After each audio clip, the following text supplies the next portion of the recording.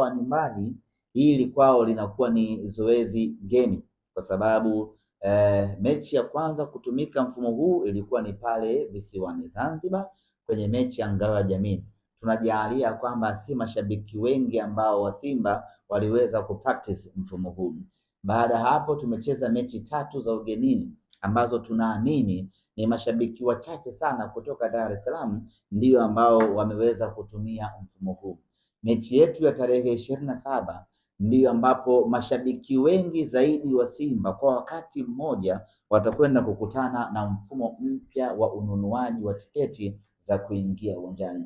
Ni mfumo mzuri, ni mfumo rahisi, lakini kwa kuwa ni mpya tunahitaji kuendelea kuupigia kelele na kuuzungumzia ili watu waweze kuelewa. Kwa nini ni mfumo rahisi? Huna haja tena ya kutafuta kituo kinachouza tiketi. Huna haja tena ya kwenda kwa wakala anayeuza tiketi. Huna haja ya kufunga safari kutoka Magomeni ukaenda Kariakoo kwa Lampard kwenda kununua tiketi. Huna sababu hiyo tena. Una simu yako mkononi kitandani, hapo hapo unanunua tiketi yako, unakuwa umemaliza. Changamoto kubwa ni kwa wale watu ambao hawana simu janja, hawana smartphone. Mtu ana